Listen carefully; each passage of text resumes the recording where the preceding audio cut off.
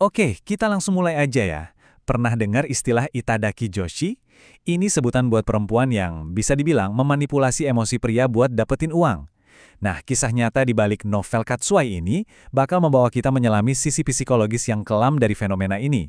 Yuk, kita bedah bareng-bareng. Jantung dari semua ini tuh cuma satu kata, Katsuai. Seperti yang bisa kita lihat di sini, ini bukan sekedar cinta biasa ya. Ini adalah rasa haus yang begitu putus asa yang gak akan pernah bisa terpuaskan. Ini adalah gambaran dari sebuah kekosongan batin yang sangat dalam. Dan kalau kita bisa paham konsep ini, kita bakal bisa membuka seluruh psikologi dari karakter utama kita, Riri-chan. Jadi, pertanyaannya, gimana sih seseorang bisa sampai jadi Itadaki Joshi? Untuk menjawabnya, kita harus mundur jauh ke belakang, ke masa kecilnya. Karena disinilah akar dari kekosongan itu tertanam, kekosongan yang nantinya akan mendorong semua tindakannya. Prosesnya ini tragis banget dan bisa kita lihat dalam 3 langkah. Pertama, di rumah, dia sama sekali nggak merasakan cinta dan validasi yang semestinya dia dapat dari seorang ibu. Kedua, dia jadi belajar kalau mau dapat sedikit aja perhatian atau kasih sayang, dia harus berakting, harus memainkan sebuah peran. Dan yang paling fatal, langkah ketiga, otaknya mulai menghubungkan rasa dibutuhkan sama orang lain dengan harga dirinya. Dari sinilah lahir keyakinan yang salah itu. Cinta itu bukan sesuatu yang diberikan, tapi sesuatu yang harus diperjuangkan dan didapatkan. Perasaan inilah yang jadi bensinnya. Aku ingin dicintai, tapi nggak ada cinta dimanapun. Rasa lapar yang luar biasa ini akhirnya mendorong dia bukan buat mencari cinta sejati, tapi buat mencari panggung baru. Panggung di mana dia bisa tampil lagi dan mendapatkan validasi yang dia dambakan. Dan panggung itu adalah dunia kencan kompensasi. Nah, sekarang kita masuk ke bagian yang paling menarik dan mungkin paling nyambung sama zaman kita sekarang. Gimana caranya dia bisa sesukses itu?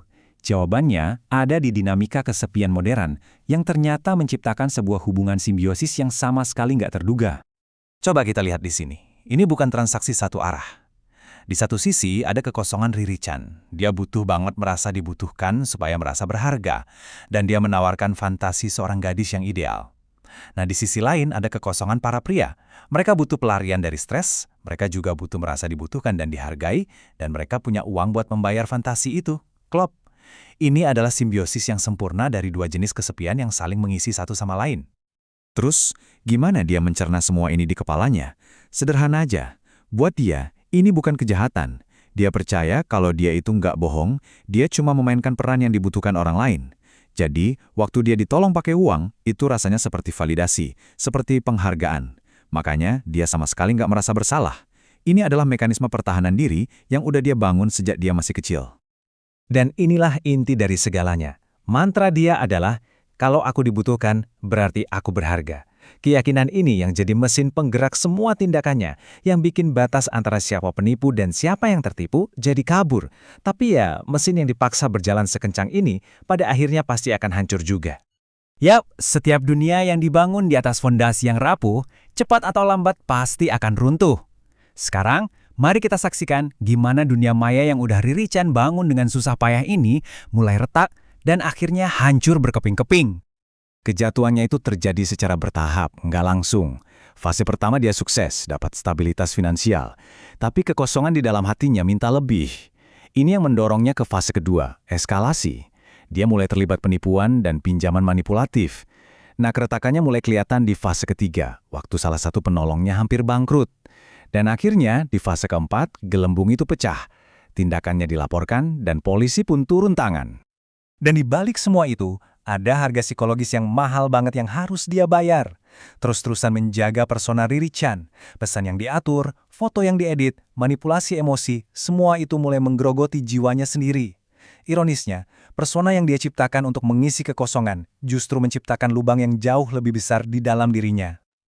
Oke, kita sekarang sampai di babak akhir. Panggungnya bukan lagi dunia maya yang penuh fantasi, tapi realitas dingin dan keras dari sebuah ruang interogasi. Dan disinilah kita akan bertemu dengan sosok monster yang ternyata bukanlah monster. Di dalam ruangan itu, tanpa ponsel, tanpa filter, persona Riri-chan menguap begitu saja. Yang ada di sana hanyalah seorang perempuan muda yang bingung dan ketakutan. Dia benar-benar nggak bisa paham kenapa dia yang disalahkan. Karena dalam logikanya yang sudah terlanjur bengkok, dia nggak merasa melakukan kejahatan sama sekali. Dan tangisan terakhirnya ini yang mengungkap segalanya. Aku ingin dicintai. Aku ingin dibutuhkan. Ini bukan penyesalan seorang kriminal. Ini adalah tangisan putus asa seorang anak yang terluka, yang seumur hidupnya nggak pernah mendapatkan cinta. Ini membawa kita kembali ke titik awal, ke trauma mendalam yang jadi akar dari semua ini.